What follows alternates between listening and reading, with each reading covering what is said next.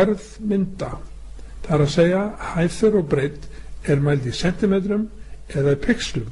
Til þess að breyta umfangi myndarinnar þannig að hún passi inn í form heimasíðunar hefur ekkert með þyngdinnar að gera. Það er fælinn sem við ætlum að einbeita okkur að. Til þess að gera það, þá þurfum við myndvinnsluforrit. Kannski ertu með myndvinnsluforrit í tölvunni þinni sem að þú kannt á. En ef ekki, þá ætla ég að biðja þig að fylgja mér eftir á Google og í sameiningu sláum við inn í stikuna nafninu Irvan-View. Fyrsti valmöguleikinn er sá sem við veljum og smellum þar til dæmis beint á download.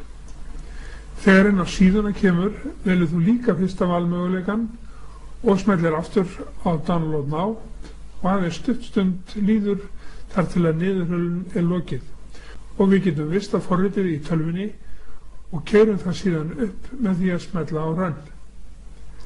Eftir leikurinn er auðveldur þar sem við smellum á next, next og next og svo loks á finish eða done.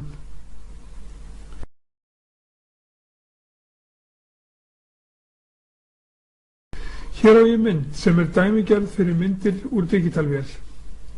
Við getum smellt á myndina til þess að kanna stærð hennar í bitum og sjáum að hún er vel á 2 megabæt stærð. Að minnstakosti 15 til 20-falt of stór til birtingar á heimasíðu og breytt.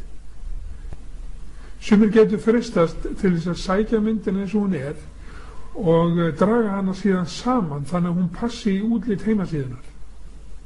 Og vissulega er hægt að minnka umfang hennar á þennan hátt. En myndin er ennþá vel á 1000 kilobæt eftir sem áður. Því verðum við að breyta með myndvinnsluforritinu. Þú skalt opna Irvan-View eða annað myndvinnsluforrit sem þú hefur, sækja myndina og smella á Image og velja Resize Image.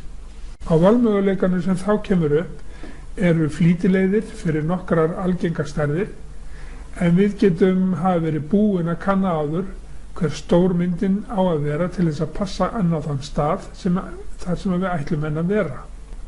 Til að ákveða stærð myndarinnar getur við valið sentimetra en ég held að það sé betra að venja sig strax við að nota pixla því að það er hið algenga stærðarhugtak sem að notað er í heimasíðugerð.